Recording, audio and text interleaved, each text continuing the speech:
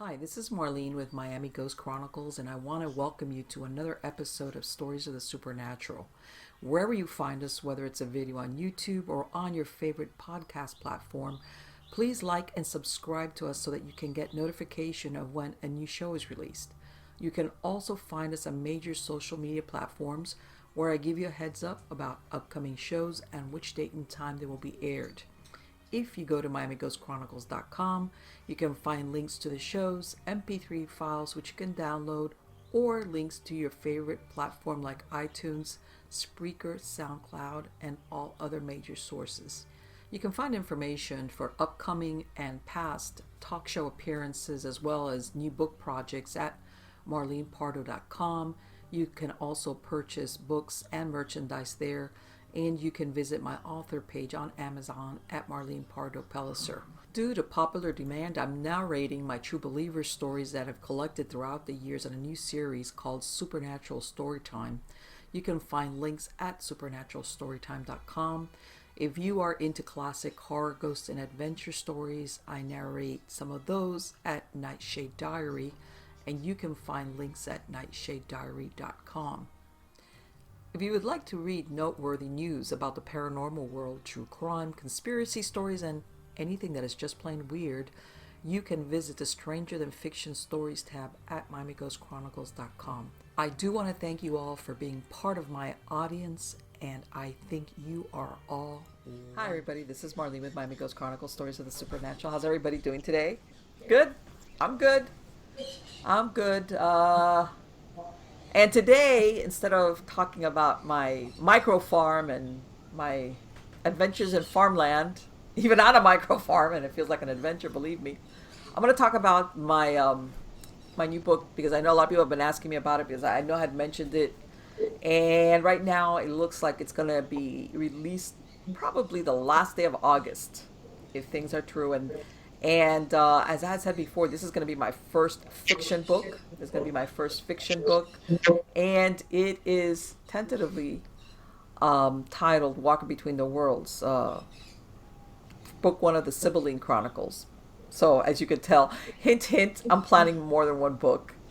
So yes, and of course I'm going to put out more information about the about that book. As far as the exact dates, the release, it's going to be available on Amazon and on my site, etc., etc. And also,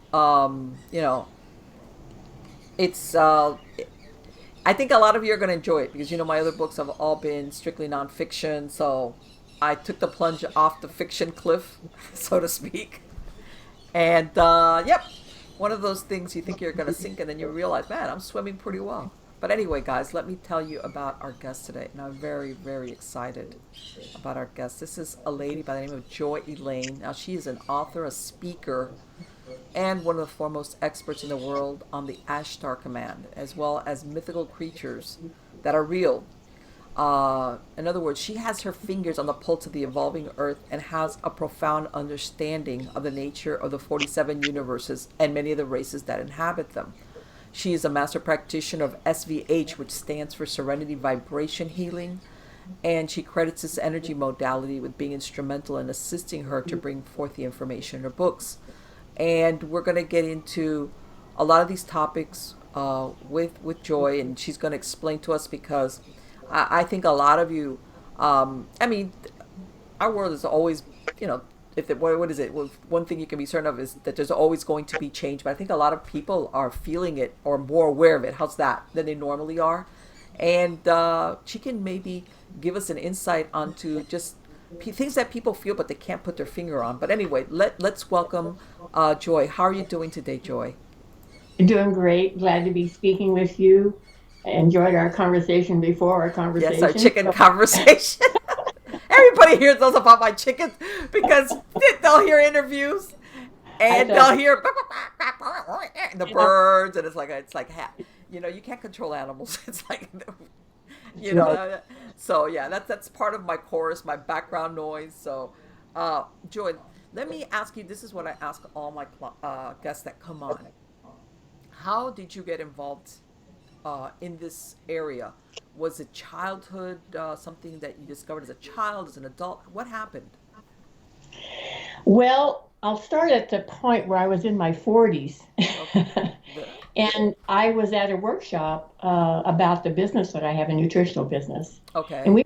we were supposed to be writing down our goals in certain areas of our life, like our family business, our family goals, Mm-hmm. our business goals, our personal goals, health goals, and our spiritual goals. And Okay. I was fine, except when I got to that last category, and I sat there and I looked at that paper, and I could see that people around me were having no problem filling things in there. And I couldn't think of a darn thing that I wanted to put. And I thought, oh, wow, maybe it's time I investigated that. So Mm-hmm. I started, I'm a person that when I dive into something, I really dive in deep. Okay. And so I started experiencing all kinds of healing modalities, Reiki, Akashic record reading, shamanism, angelic healing, and then I came across SPH in 2003, Okay. and I started practicing that daily, and I still practice it. And I could feel myself changing. I could feel things shifting, old belief systems and things. New old programming that didn't serve me. I Mm-hmm. was really excited with it, and I realized at the bottom of this was the search for why am I here. I mean, Exactly. I think that speaks to everyone. Now, Yes. some people are not really thinking about that, and I didn't a lot when I was younger. I just, lived my life. But then in that 40-year period, I thought 40 years of age, I thought, gosh, there's got to be some reason why I'm here. And I was really disturbed about the fact that I couldn't find the instruction manual. You know, I was, you know, I'm here. Give me some clues. Right. And of Right. course, there's clues all along about when you find something you really love, that's part of the purpose why you're here, Right. to explore that. And why is everyone here at this time? Yeah. Well, Synchronicity of some type, you think? to be part of this grand exploration and evolution that Earth is undergoing now, Okay. consciously or unconsciously. Right. Everybody is here now. And my thought was, it's more fun to be consciously aware of what's happening, Absolutely. Yes. Yes. to take a conscious role in our evolution. And I'm going to put in a little plug from my books here. They offer you a chance to do that. They show you the big picture, Okay. how of the importance of Earth and how it fits into those 47 universes you mentioned, Mm-hmm. and why we're here and why we're important and what we can do to bring about the changes, the positive changes that we would like to see happen. You know, Right. sometimes people they sit back and they watch the news and they just get so discouraged. Yes. First, they turn the news off. Mm-hmm. They get so discouraged because it seems like there's just nothing they can do. They're just Right. one person, and here's Ah, this yes. God, big problem yes. over here, and they can't do a darn Right. thing about it. Well, you can.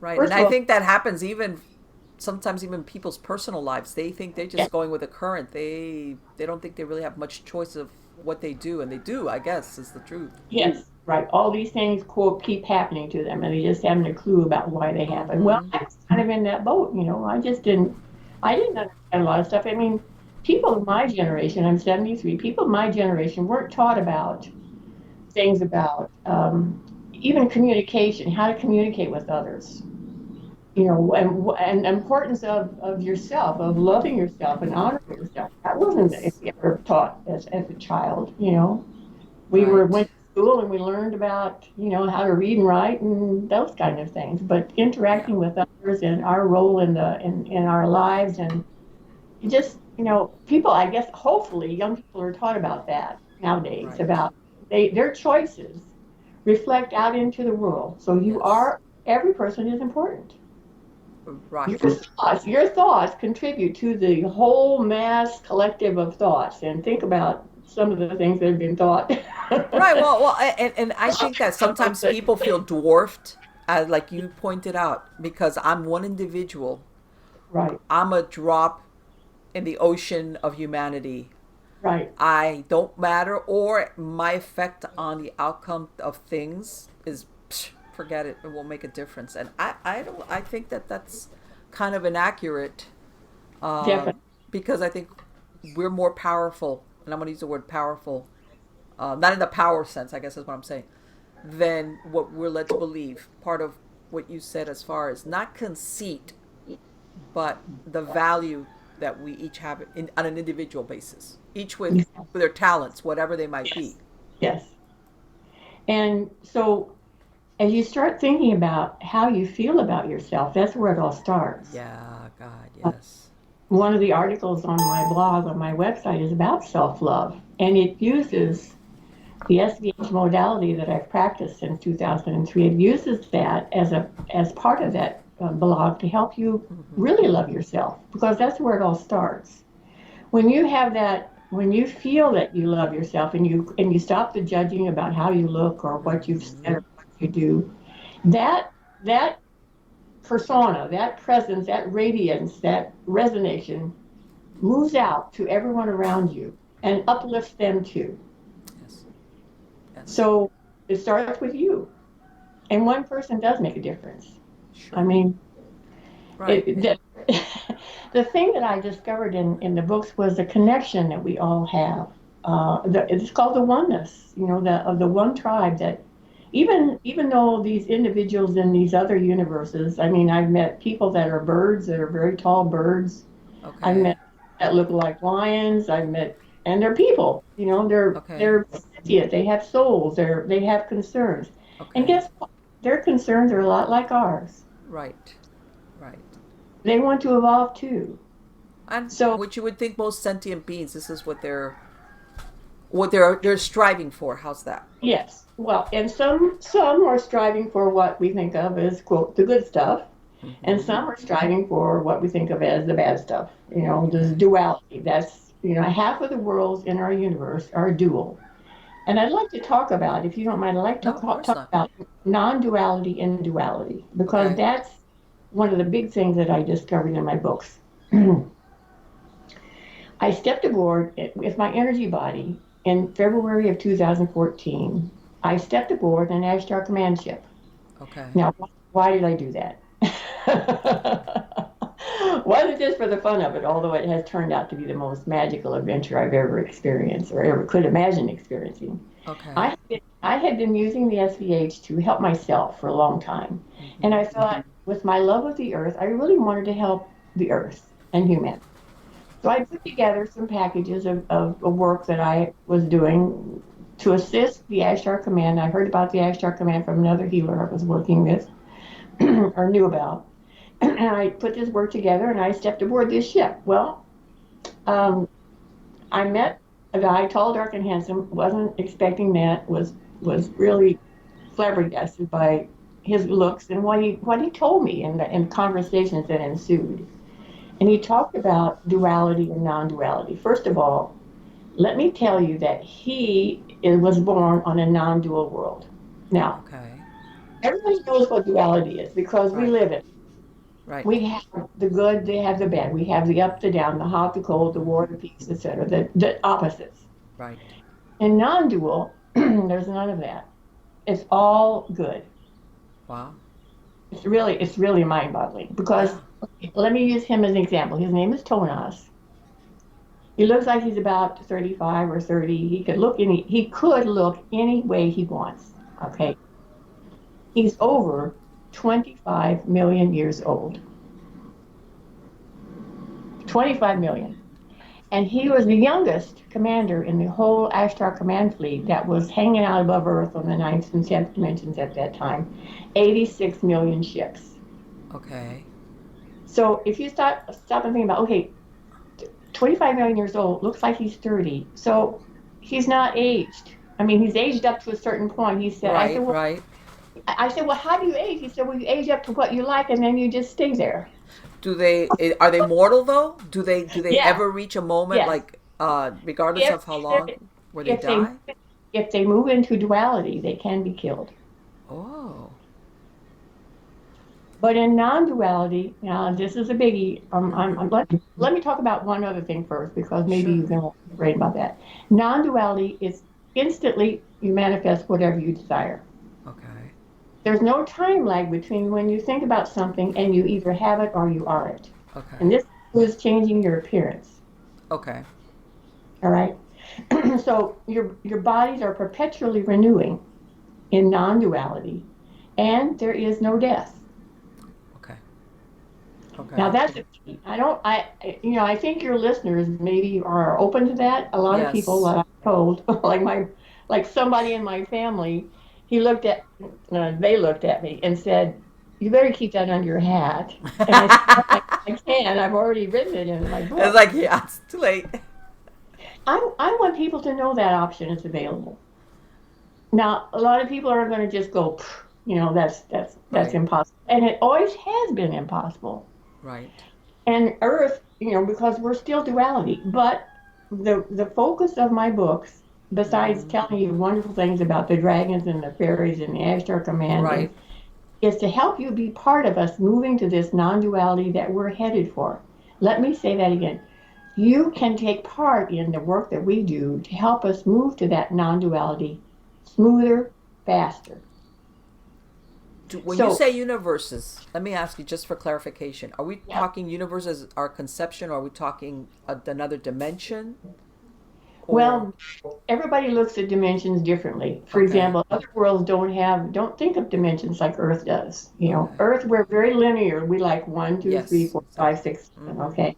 So currently, we're in a blend physically of fifth and sixth dimensions. Okay. Well, what happened to third dimension? Well, third dimension left us in 2009. Okay. All right. People go, well, how can that happen? Well, because people like you and me and other light workers, we Mm-hmm. call it light Yes. workers. I don't really Yes. like that term, but everybody knows what that means. Yes, absolutely. We've been focusing on things like not watching the news, about loving ourselves, about stopping Yes. gossiping, about making hard choices in our lives, quitting Yes. jobs that we hate and finding things we love. Those things Yes. like that. All right, that Yes. makes a difference. And the lower dimensions are going to release one at a time. Fourth dimension left a couple years ago. Okay.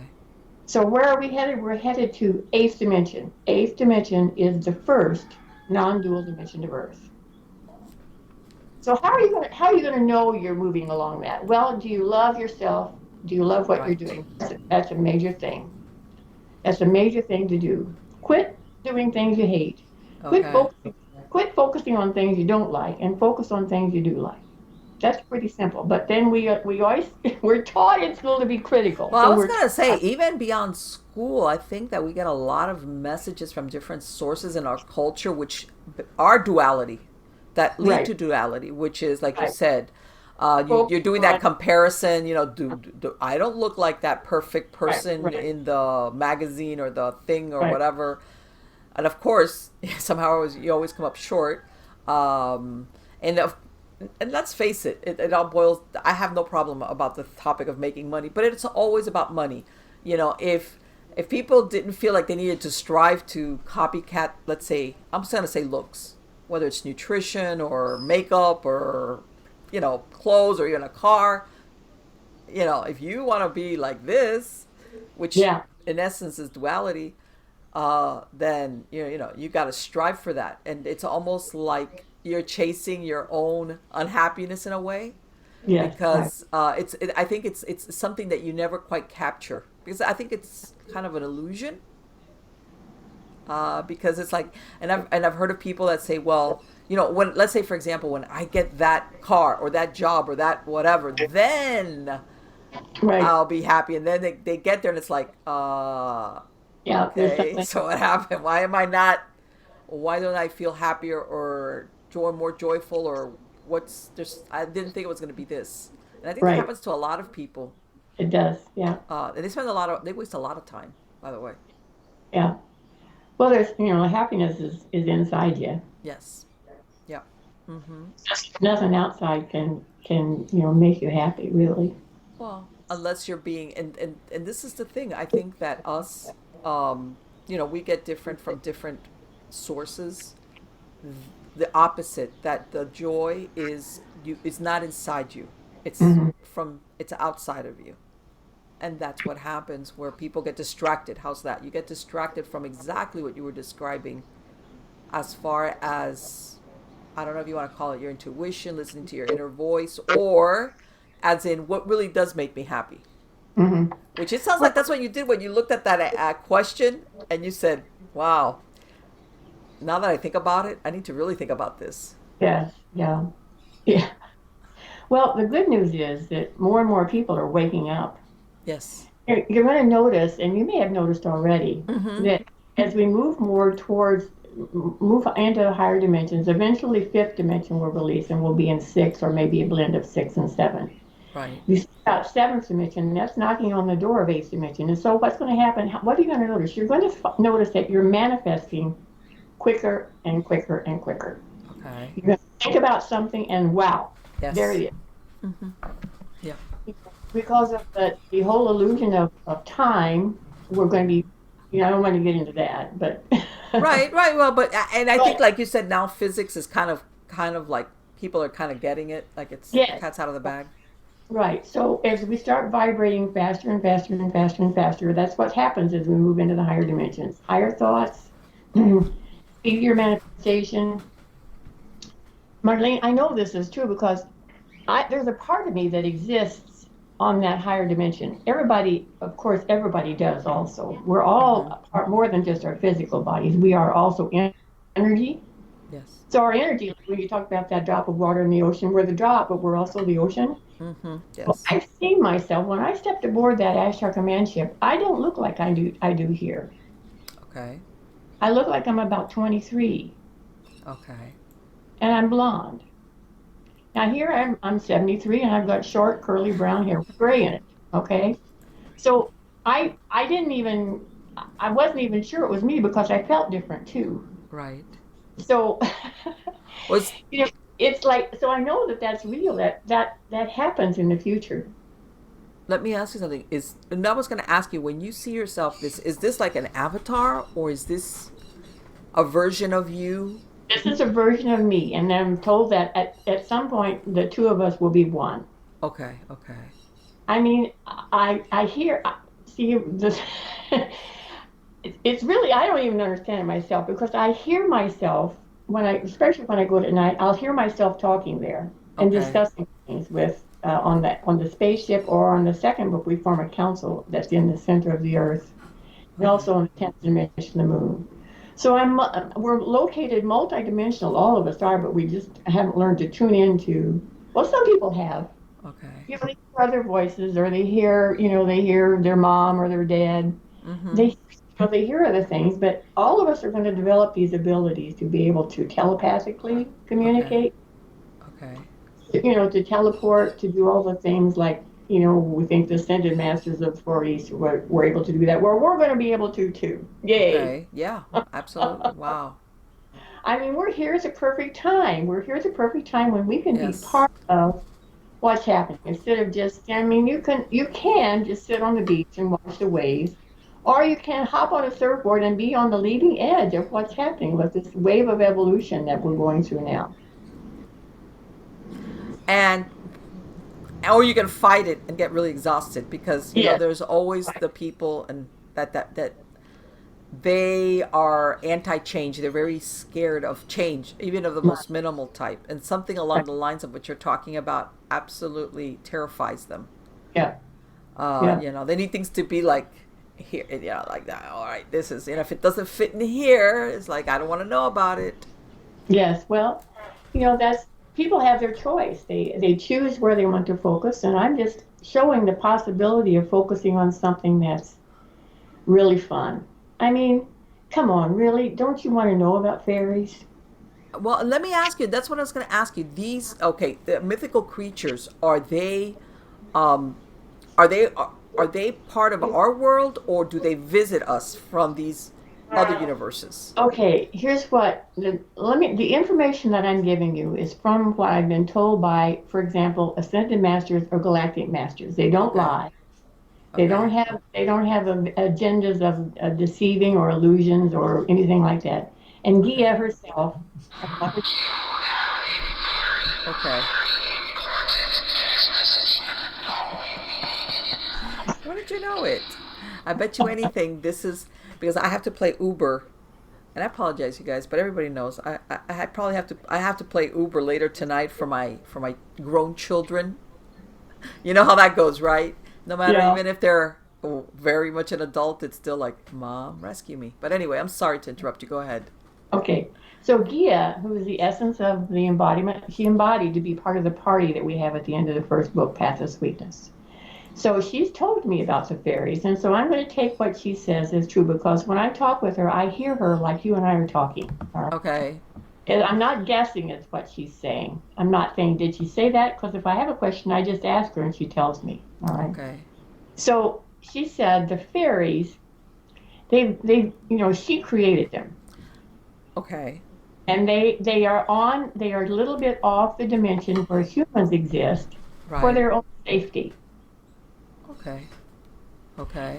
If we're on like dimension 5 and 6, they're on like dimension 5.2 or Okay. 6. So they're just enough off. Now, some people can see into their gardens, and one of my blog articles directs you how to do that, to look into the gardens. Okay. Um, and the dragons also. When we brought them back in book 2, when I say we, I'm talking about Archangel Michael and Gia and Okay. and the template that the fairies gave me, because we had killed off the dragons 2 times in our history. Okay. So they were completely extinct. But, with SVH and the work that I do, you move in time. Right. You move backward in time, you move forward in time. So we brought the dragons back again on the 7th dimension. Now Okay. they've gone somewhere else. They're doing something else because it's a dragon ritual, something or other. So I don't really know what they're doing the last year or so. But I did have Okay. a lot of interactions with the Dragon King in the second book. And let me ask you something. Is this where you hear like these stories about Saint George and the Dragon? You know, these that people think of Yeah, them yeah, as mythos, as you know. yeah. Killed him. Yeah. But what you're saying is this was actually took place, and these are one of the dragons that was killed. Yes, but we were able to bring him back. Okay. Um, so the fairies, I reunited with a fairy that I knew when I was a little girl. You and I talked about before we started the Mm-hmm. show, farm that I lived on a farm. Yes. Well, up until 8, I was on this one farm and I played outside all day long. As long as the weather was halfway decent, I was out there and climbing trees and just being a kid, a Right. tomboy. Well, we moved when I was 8, a little over 8. I was just devastated. I didn't want to go. I was weeping. I said, Mom, I couldn't explain why I didn't want to move. Okay. And I didn't even know until my first book when one of my angel guides said, well, that was because you moved out of the fairy garden where you'd been playing with the fairies. Now, Ah. there's fairy gardens all over the earth, but the Okay. fairies at that time only stayed in their garden. They didn't move to the garden next door. So even though I was moved to next door to another fairy garden, I Mm-hmm. didn't I didn't know those fairies. I was playing with the ones here in this first garden. And so when I reunited with her at the end of her name is Shalaya, by the way, it was so wonderful. It was like she said she was sad too when I left, because we were hanging out in the trees together. That's why I was always climbing trees because the Right. fairies were in there with me. Yes. So Yes. when you find out about fairies, there's something that happens in your heart. Your heart just opens and you just go, oh my gosh, they're real. I think a lot of people want to believe they're real. And Right. as the fairies want me to tell you that, and here's the direct quote, we is real. Right, which is like, and then, but I hate to say it, and you're almost tempted to think I would be. You almost want to protect them, like you're real, but it's almost in a way a good thing that a lot of people don't think you're real, because I hate to say it, sometimes people like they're curious for the wrong reasons. How's Yes, that? right. Well, we've actually set up some safeguards for the fairy Okay. gardens. So Okay. you really don't, unless you know that you're absolutely sure in your heart that a fairy has invited you into their garden, you don't want to go tramping in there like Godzilla. Yeah. Exactly. They're, they're only 2 inches tall, Okay. and their gardens are scaled to be, to fit their sizes. So like a bull in a china shop, you'd be if you actually tried to get in there. Okay. But anyway, what's the role of the fairies? Joy, love, happiness, and they keep all the green things on earth alive. Okay. Gia told me that without the fairies, Earth would be dead. Right, through the seasons. In other words, like, well, even when the winter comes, is what you're saying as far as They support the growing things. the Now they growing don't things. they don't experience winter in the fairy gardens. Oh, okay. It's always spring, summer, and there's no night in the fairy gardens either. But like I say, their joy, their love, their support supports every green thing. Well, now if you live in the Sahara Desert, there's no fairy gardens there. Okay. In Antarctica, there's no fairy gardens there. Or on Okay. the ocean, if you're on a boat on the ocean all the time, there's no fairy gardens there. But everywhere else, even in the Arctic Circle, there's fairy gardens. And my blogs tell you how to connect with fairies. Okay. All right. And do they? Let me ask you: do these gardens or these circles do they are they permanent, or do they ever move them around or shift them around? Well, the garden stays in the place, but the Right. things in it are fluid. Okay. Like a tree could decide to be a rock. Okay. A Okay. rock could decide to be a tree. Flowers fade and then they can grow again. I mean, it's the whole idea of fluidity is what fairies are about. I mean, if a thing is born in the fairy gardens, it never dies. But they do take things into their garden. Here's one of the things I learned about fairies. It just was such a blessing to my heart. Okay. Everything that we kill, everything, all the trees that we chop down, all the animals that we kill, Right. the fairies the fairies take them into their gardens. Now, what happens to the cows, for example? Right. So I said, well, there's a special place for the cows. It's a huge garden where they can eat grass. They don't have to. All right. So we let them.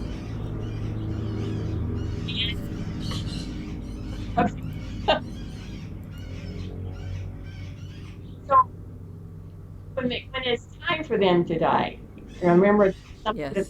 they took into their garden. When it's time for them to die, they just lie down and they just turn it. Okay. So the energy of cow moves into the gardens, or the energy of a tree we cut down moves into the garden, and it Right. stays. It was a really gift to me to know that about that because there's lots of trees that I've loved over my lifetime, Yes. have been cut down. Yes. And I'm gonna give you an example. Where I live in is a very heavily agricultural area, and across the street from my house, because I live in a 100-year-old farmhouse, and across the street was a property that had stables, and it had acres of fruit trees that had been there. I want to say, at the very without knowing the exact, at least 20 years. They sold the property, and the owner decided just to keep the trees on the periphery of the property. And basically, they mowed down a bunch of trees. And let me tell you something. I know I don't want to sound dramatic, but I was like, oh my, it was hurtful on a psychic level. I was, Yeah, oh my God, these are such long 3 days. I was beside myself. Those, when I was hearing this mowing going on, I was like, oh my God, what is horrible. And yeah, then they, what they did was, instead of hauling away these trunks, because these were pretty big trees, they had been there for a lot of years. They made, it almost took them like a week, like big wood piles, and burned them. That's how they got rid of the debris. And I'm telling you, I was like, it was hurt. I don't want to, and how can I say it wasn't hurtful on a physical level in the sense of that you have a pain, let's say in your arm, right. man. But on a psychic level, it's like I want this to be over. I can't take this. This is like I can't take this. It See, was hurtful. we're all going to be more in tune with the earth. I mean, we are part of her. We're made from things of earth. So all the elements of earth are still part of us, and we are part of her. So as we develop more of our gifts, our abilities, our sensitives, our Yes. intuition, our trusting our guts, Yeah. we're going to be so much more in tune with the earth. Yeah. I mean, it will be conceivable at some point in the future to litter. It will nobody will be doing stuff like that Right. Exactly. because Exactly. it's just, and Gia herself is neutral about it. I mean, she said, it would be nice if people would dispose of trash properly, but she's not upset, she's not angry, she's neutral because she knows what's going to happen. In the eighth dimension, listen to this, every element of earth is restored to its purity. All the Okay. water is pure, the land, the air. I mean, when you can manifest instantly, think about that. I love to think about that, manifesting instantly. I mean, Yes. what are we not going to need? Yeah. A heck of a lot of stuff we're not going to need. We're not going to need factories. We're not going to need huge farms. Now you might have a little garden just for the heck of Right. it. But Exactly. Exactly. I mean, and you absolutely actually won't even have to eat because you'll be living on light. Now you Mm-hmm. can eat, but of course, and I'm neutral about this now because I'm a vegetarian, but a lot of Mm-hmm. people aren't, so that's their choice. Right. But eventually, it's just going to seem natural to people to not eat animals. Right. And this is and I tell everybody, yeah, because we always think of I tell everybody I'm a wimpy farmer. I've got like 3 acres, like a micro farm. It's a micro farm. And people don't realize how much work is involved. And this is, like I said, a very basic micro farm. And people don't realize how much work is involved in it. Yeah, Like, because I don't pay anybody to do any of the work, I do it myself. So, when people, in other words, I'm thinking if you're looking at, like you said, either gardening or growing certain things for, let's say, yourself or your family, it can be very basic. Like you said, you don't need all these machines and all this other stuff. You don't. You don't. right. You really don't. Maybe except like trimming stuff or maybe in other words, I think what nature does in and of itself, which is to uh how can I say, in other words, limit growth in certain areas so that everything keeps on prospering, everything keeps on growing. Yeah. Well, it's just people. It's good news about everything that's going to be happening, and people will go, "You really think so? I mean, look at all this that's happening Right. now." And I, Yes. well, it's stuff coming up to be so that everybody knows about it, to be healed and released and cleared.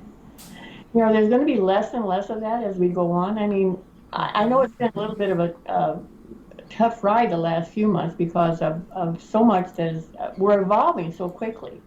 Right. Think about it. Earth was in third. I mean, unless you're younger unless you were born after 2009, you were born in third dimension. And Earth Okay. had been in third dimension from the very beginning of her existence to how many gazillions and billions of years? I don't know. I mean, so Right. just in space, in just the last 10 years, right? Mm-hmm. We've lost two dimensions. It's a good thing. It's not a bad thing. They're gone. Do you think, when you refer to these visitors and that they're, whether, and I know what we talked about, linear space, is this the equivalent of what people refer to as extraterrestrials? Or are they totally apart from that concept? Okay. Are these beings Well, that are not I'm really only part of that? Tonas was born on, I think he said Lyra, but he spent a lot of time on his dad's spaceship as a baby and a young man. So if half the worlds in our universe are non-dual, like Lyra, Arcturus, Andromeda, Vega, I don't know all of them, but those are non-dual beings, and you could think of them as extraterrestrials. I just think Right. of them as people. I Right. mean, And I'm Tonas was using that human. because that's like a common kind of concept that people think of as in that's what, and which is why I asked Not, you that thing about, are they interdimensional versus the linear concept of traveling from another they're, universe or another planet. they're otherworldly. Okay. Okay. I mean, they're just from another world. When I stepped aboard that Ashtar Command spaceship, I moved to the 10th dimension of Earth, above Earth. Okay. You can't see the Ashtar Command ships there. And if you see a spaceship, they're not the Ashtar Command. There are other species, and I haven't really seen any scary ones, but I've been told that there are some that look like tall, really really tall upright grasshoppers. I haven't seen them. I'm just don't, You know not what? anxious Well, to well, see well, them either. I have heard, there's a lot of sightings. There's the ones that are commonly referred to as grays, but I have heard of some that they're described as like the praying mantis kind of appearance. I Yeah, was well, like, maybe I that's. man, if I saw something like that, I don't know about that. I'd be like, um, Yeah, look, I'm not seeing anything like that. But I have seen some real, like I mentioned earlier, I've seen some really interesting people. And of course, the dragons and fairies are gorgeous too. But, mm. you know, the human form is very, very favored.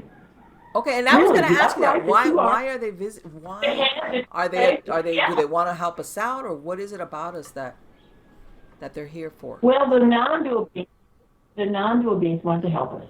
Okay. But here's the kicker, all right? We have free will here. Yes. We we choose what happens. And so my son, my older son, said, Mom, why doesn't the Ashtar Command just come down and fix it? I Okay. said, well, they couldn't dare do something like that. That would be against all the galactic law, you know. Now, and they're non-dual, so they're obeying the laws. We have to ask for things. Okay. And how do you ask for things? First, you got to know what to ask for. You need to know how to ask and who to ask. And my books will show you that, how to do that. So what you're saying is, it almost, and I'm going to use as an example Star Trek with that prime directive of non-interference. In other words, they're, in a way, they kind of have that unless we ask for it. They're not about to give us something or push Here's something on us. right. You can't advance a species beyond their readiness. Okay. All right. There are, I don't know, gazillions of laws that the Galactic Councils of Light, they're watching over us, all right? And there are gazillions of laws that the non-dual people follow very, very carefully, because if they don't, they get reprimanded and they're yanked out of being able to do anything at all for us, all right? Okay. So now, and we're talking about non-dual. Now the dual world, they're not concerned about following those regulations. So what does the Ashtar Command do? They are to the best of their ability enforcing those regulations. Okay. Do they ever have, are there any groups that are at cross purposes with each other? In other words, that Yes. they're not all on the same page? Oh yeah. We have a species living here that's very much against humanity. Really? Yeah, they look like humans. They can look like humans, all right, but their real appearance is as a reptile. I'm not talking about dragons. Right, okay. There are reptiles, and then there are dragons. And really, I get into that in the books, but luckily not until about the third book that I come across the Okay. real one starting to fan. I'm like, oh no. Okay. So because my choice is to focus on the positive. They do not like humans. They think we're cluttering up their planets. They just assume we were gone, and Okay. they for as long as they were actually here before humans, although they didn't originate here. They came here. Okay. I really don't want to talk too much about it, because my focus is on the positive, on how you. Right. And it always makes you wonder, though, because and I guess my question was, have they ever, because you have this one group maybe helping us along forward, like guiding us, and I was wondering if there was any that put obstacles in our ways, like, oh, Yes. yeah, we're Oh, definitely. gonna throw this, like something in the path, make them stumble Right. or. From what I've learned, I think it's really a miracle that humanity survived. Really? Yeah. Yeah, I could see that. If you look at us physically, we're definitely not the fastest. I mean, That was one of the things I learned about in the sixth book of this series, called Spaceship Earth. I learned that the people that we think are indigenous, mm-hmm. Like Native Americans and Aborigines and a lot of the tribes in Africa, are not indigenous at all. And most of the Native Americans know that they know that they came from the stars, and they Right. did. Yes, I have heard of that. That a lot of them have, mythos. It's of calling themselves star people, or that their Right. origins are off the planet.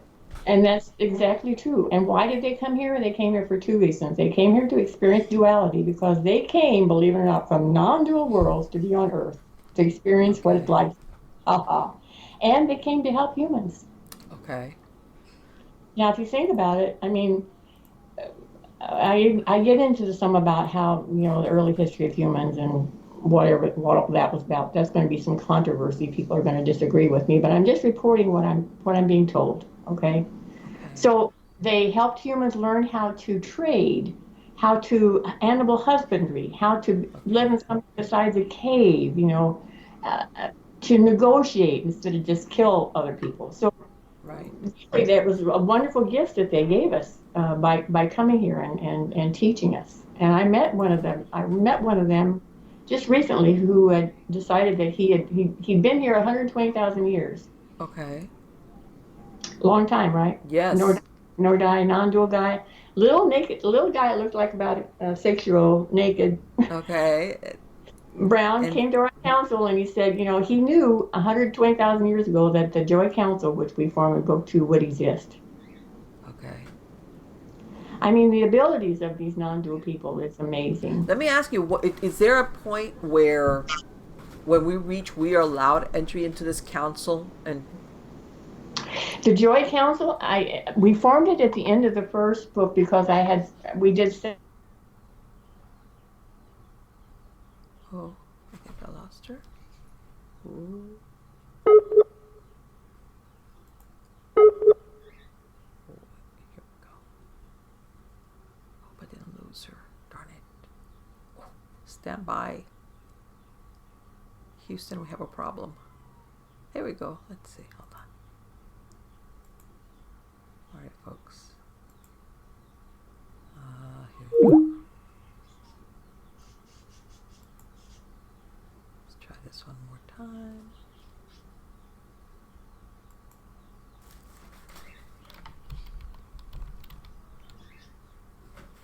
Uh-huh.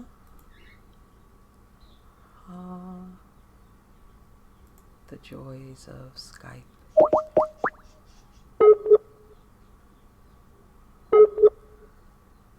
Yes, yes, yes. Joy isn't online. I have a feeling that something happened with Joy's connection. I know she couldn't have gone soft on me like that. Okay, let's see. I don't know if I'm going to edit this out, but I guess you guys will see shortly if I have. Here we go.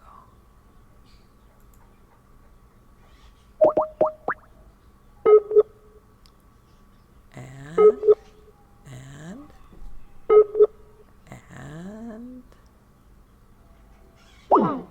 okay,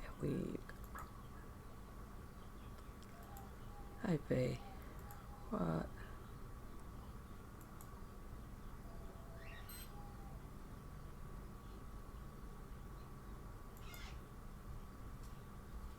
Let's see, hold on a minute. Probably gonna edit this out, me wigging out. Going, well, Marlene.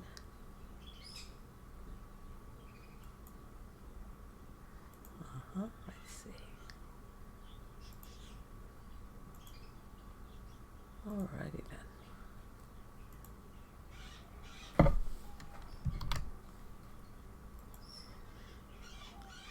You know what? I should have known when I heard her audio getting really rough. That usually is a sign that maybe internet is in trouble. Let's see.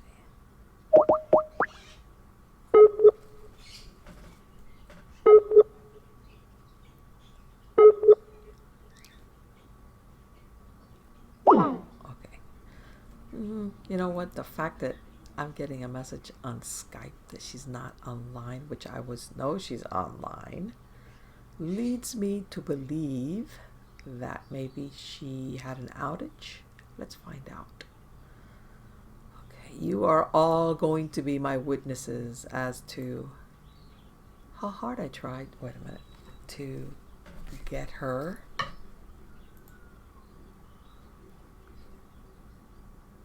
Hold on.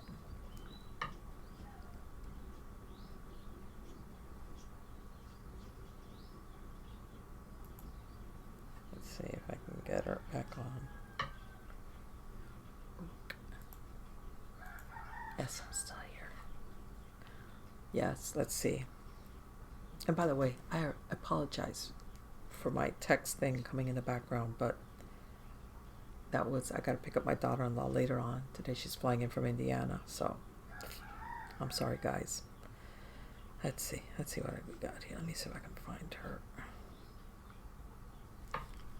Cross your fingers. All right, you're all going to be my witnesses. Let me see if I can get her on regular phone. Let's see.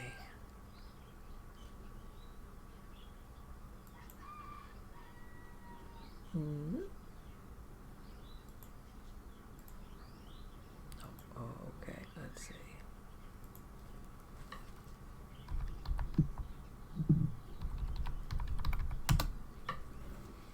Okay, I'm trying her on the regular phone. Please leave your name and number, and I will return. I have a feeling that you guys picked this up, which means it went to voicemail. Oops. Alright. You know what? One more try on Skype, and hopefully she will call me back. Because if not...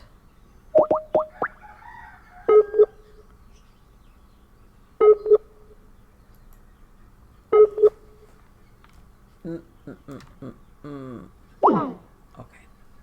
Something's going on over there. Because I can't get her. Just can't get her. So, you know what? The wonderful world of technology. We're at the mercy of the computers.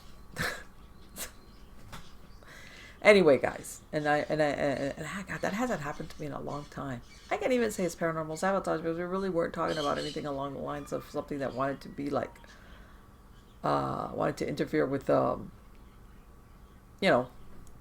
with the interview. That doesn't make sense. But anyway, I want to stand on here a little bit, just keep my fingers crossed and maybe hope that she does call back in, either on Skype or regular phone. She's got both ways of getting in touch with me. But anyway, I know there's a lot of people, depending, if you're used to listening to some of my other shows where I talk about, that are going, what, Marlene, are this lady talking about? You know what? And you have to, and this is for the people out there that are paranormal snobs. How's that? Paranormal snobs. Whether your area of interest is ghosts or cryptids, or you're strict ufologists. When I say strict ufologists, which you're thinking, okay, it's just because it's unidentified, I'm not going to assume it's coming from another planet. It might even be our own. Anything that falls under that umbrella. And then you hear somebody like Joy talking about different universes, whether you want to think of them as other dimensions, mythical creatures, other sentient beings or races that, or she was explaining, live in a non-dual world. In other words, there's no opposite. There's no, how can I say, like no friction. You always have the opposite of one thing or the other. And it's for a lot of people, you're like, wow, that's way out there. And it's like, why not? Again, and anybody that is involved in the paranormal field, whether it's a hobby or as a researcher, by now I'm sure you've heard a version of people that kind of look down their nose at you or think, oh, or roll their eyes like, oh, you're one of those. Don't be that person. Don't be that person. Just because you hear ideas that to you are like, man, that's really out there. That's really far-fetched. Or hopefully in some cases that you'll be this type of person who'll say, you know what? I'm not familiar with that. I haven't heard of that. Maybe I should look into it before. And by this, and I think she made a good point, like free will. But before you close the door on something, you research it or look into what are the ideas behind this. What, like her books, and of course I'm going to put a link to her website on the credits of the show. Which, let me see, And let me tell you something, she's got several books out on this. Several books. And I guess my point is that, and by the way, her website is joyelaine.com. www.joyelaine.com. Those are for the podcast listeners. But she's got a lot of books. She's written a lot of books. And, I speak to a lot of people that I want to say, and it's really interesting, sometimes people get involved in, again, the paranormal. Ghosts, proving existence after physical death, cryptids, UFOs, abductions. I mean, the list goes on and on and on. And sometimes it's an event, it's a triggering event, either as a child or as an adult, that propels them into this field and it never lets go. But if you listen to her story, she's talking about something. She was already in her 40s. Like she said, in other words, she's living her life like a lot of people do, just going along. And then she looks at this one question, and sometimes, I guess my point is, sometimes the turning point on paths that we follow through, it doesn't happen with a clap of thunder like, whoa, I had an epiphany, whoa. Sometimes it's something as simple as looking at a question and then really thinking about the answer escapes me. And by the way, this starts with complete honesty with yourself. Like everywhere you go, there you are. This is not like you're being interviewed or anybody's going to look at your innermost thoughts or what are you answering. This is when you have this inner dialogue with yourself, as in, wow, that question, if I had to answer that question truthfully, what would it be? Or, I don't have an answer for that question. And then what am I going to do about it? Some people decide to roll on over it. And I myself, I'm a big believer that sometimes our lifestyles are so hectic and we're also busy being the premium multitasker that it pulls us away from moments of introspection, along what she was describing, that opened the door for her to look into all these different areas and explore them and find this area that resonated for her. I think most of us, and I know I've been there, you have a family, if you have a job, commitments, and that's without emergencies. That's just like life, like normal life. That's without throwing a curveball in there. We get pulled away from that introspection, or the time that you need for that introspection. And then let's not go, that's the demands on your time. Now let's throw in the mix, I need to binge on the show that I'm watching. I've been there. Sometimes it's like, whoa. And before you know it, time evaporates. It slips through your fingers. It's gone. Because you need to sleep. You need to eat. You get distracted. I think that sometimes people, if you had to, and then I've done it myself. It's just, I want to sit here and stare at a wall.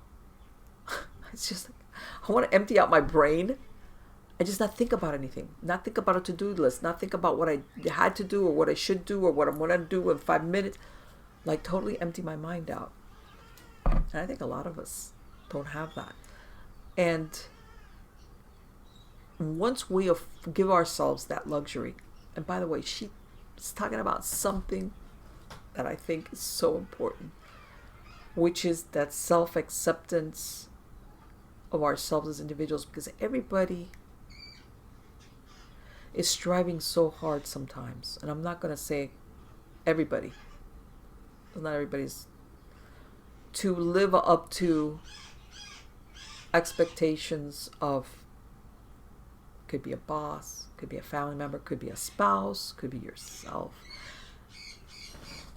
But it's like, it's almost like this is what's demanded of me. But if you really have that moment of truthfulness, it's like, that's not really me. And by the way, it's not really going to make me happy. But you're fed this You know, if you get there, you will be happy. Or if you look like this, you will be happy. Or like I was saying, if you drive this car, you will have made it. And everybody will look at you and go, oh, yes. And it's not. It's not like that. And I think a lot of times people either don't have the time to explore that about themselves or what really makes them happy. Or it's makes them uncomfortable, almost like in a way hypocritical. I'll give you an example. Let's say you're one of these people that spends a boatload of money on dressing a certain way, living in a certain address, driving a certain car, projecting this persona that you think, oh, everybody will look at me and be wow, you know. But if you're really honest with yourself, you're thinking, you know, this really doesn't make me happy. If it was up to me, I'd be living in Converse shoes, jeans, and a t-shirt, and occasionally dressing up because I like dressing up. But in other words, all this exterior stuff is nice, but man, that really doesn't make me happy. Maybe I'd rather spend more time at home. Maybe I'd rather spend more time gardening. Maybe I'd rather spend more time fishing. Or reading, or just observing nature, going out. And by the way, when I mean nature, I don't mean you have to go, I mean, if you want to go to the park, but just sitting outside, you know, just like looking at stuff. I think that would make me happy, but that doesn't fit with this persona and all this money and effort that I've put into building this. So what I'm saying is that a lot of people don't even want to go there. Even if they had the time to do that self-examination, they're like, man, I've put a lot of time into this. I have a closet full of clothes and shoes and whatever. And personal relationships but deep down inside, there's something that's hollow. But I don't want to examine that too closely because I'm afraid of where it's going to lead. That, yeah. And of course, you know, we get a lot of feedback from the media, from a lot of stuff. Well, magazines are on the way out, all this print stuff, but everybody understands where I'm going with this. We get all these messages, again, telling us what you look like, or how you're dressed, or what you drive, or if your kids are, you're coming up short somehow. And we're getting bombarded with this. And by the way, a lot of times these messages that are given to us, they're disguised. You know, they're disguised either with commercials that are very quaint, or they've got characters, or they, you know, they're like very, they don't sound like, oh, basically what they're trying to do is make me measure up, or if this product is not mine. Let me tell you something. We get pushed around constantly every day, you name it, from all directions, as to either how we're living, our standard of what makes us happy is like, oh yeah, or what was it? You know, you're setting the standards too low. Everybody's different. And by the way, and there's a lot of people that, especially when they're younger, they strive and they do all these things, and then when they get to this pinnacle of their career, something deep down inside of them, they're like, this is great. And maybe I've got all this admiration and all these accolades, but I'm ready to put this down. Just go and grow a vegetable garden. You know, and I think and everybody's different. Don't get me wrong. And there's people that are extroverts. There are people that are introverts. I think one of the facts that she pointed out, that people are fluid. Yes, people are fluid. Sometimes we have to go through a process of wanting something and striving for it and working for it and obtaining it and doing it, and then realizing, you know what, I don't want to keep doing this. And then there's other people that, man, they hit it right off. When they're 20, man, they find that purpose, that passion, that whatever, and they're on it. And man, they die when they're 90, and they've been doing this because from the get-go, they hit the sweet spot on their purpose in life. But unfortunately, these are few and far between. These are people that are really, really, really, really in tune to their inner voice. and they are very definite about following it, even sometimes in the face of their own families telling them, don't do that, you're crazy, or friends, or even outside forces, whether it's like, oh, that's impossible, or you're not going to make any money, or it's really difficult to get, nobody ever gets that, and they still they don't let it go. They don't let it go because they know there's something in them that tells them this is where you're supposed to be. That's what you're supposed to be doing. But not everybody's there, unfortunately, because we get pulled in so many different ways that make us believe that this is what's going to make you happy, or what's worse, fear of if you don't have this, or if the fear, what I call the industry of fear, sometimes generates a lot of money. And I guess the long point of this is, especially now with the technology we have, because remember, all this advanced technological coverage and being able to impact the masses, I want to say maybe the last 100 years, kind of.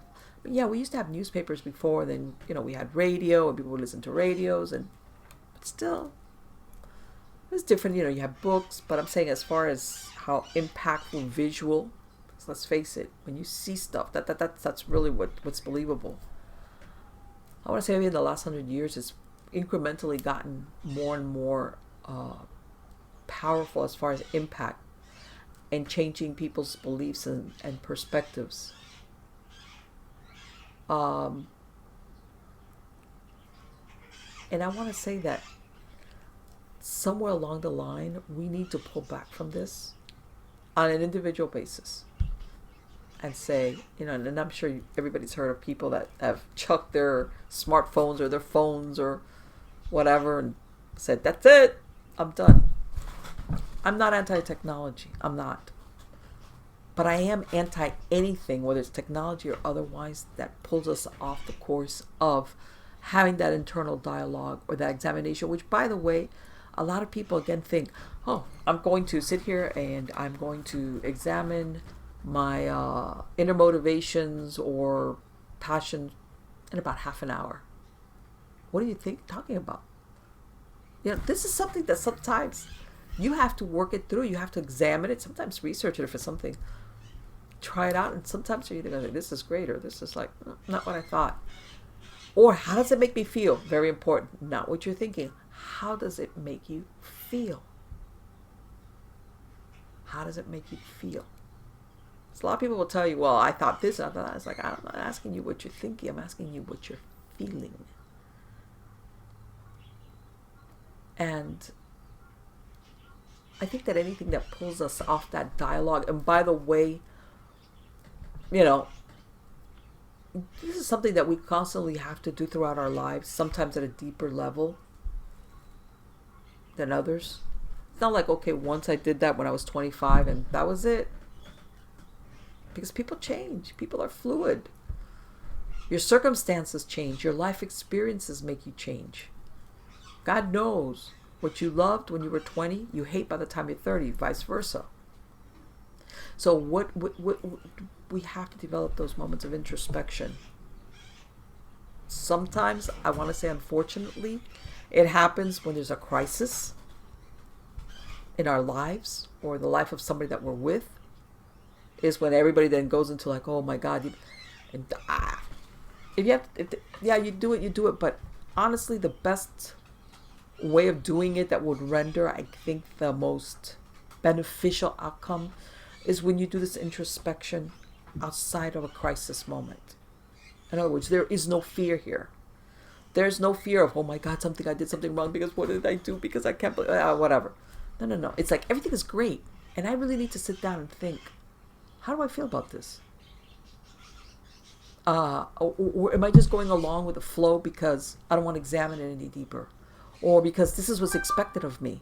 Or, you know what, if I changed, God knows that's a big problem for us humans. If I changed the kind of change that I would really have to make to like make myself happy, God, I don't know about that. No, don't think about that. You're cheating yourself. And sometimes you have to do the toe in the pool method, which is stick your toe in there, but then come back the next day and do it again, and then come back. In other words, don't let it go and just let a few years roll by. It's like that because that's how you convince your subconscious mind that, okay, I want to make this change, and it's not going to be the end of the world because your subconscious mind is going to resist change a lot. And it's going to extrapolate all the horrible things that will come if you change. Because that's the way the subconscious works. So you're going to go back and you're going to examine. You go, well, yeah, I think I need to change that, but what would that look like? Without trying to scare myself, because we kind of do that sometimes as well. I need to change. I would like to change. I would like to do this, but if I did that, and you do these worst case scenarios, and you're like, well, forget that. No, what would happen, or what would I need to do? Okay, let me sleep on that. And you come back to it the next day. And then sometimes you do go at some point you go through that worst case scenario exercise. Okay, worst case, what would that be? And then you go, but that doesn't necessarily mean it's gonna happen that way. And then you go back to it again. And then, but that introspection, that idea that we need to spend time with ourselves. And she made a very good point. This is not something somebody can do for you. This is something that you have to do for yourself. Nobody, and I mean nobody, not your parents, not a therapist, nobody is inside your skin or your brain, or if you nobody. You can tell them. You can have this great dialogue and describe it. And I mean, you can draw them a detailed map. Nobody understands you, the way you feel, the way your mind works, how the reward centers in your brain work, what makes you go, wow. Which, by the way, could be totally different. Versus, and then that moment of, this is what makes me happy. Contrary to maybe what I'm being told by society should make me happy. Or maybe it's unambitious. That happens. There's a lot of people that are like, oh, you're not being ambitious enough.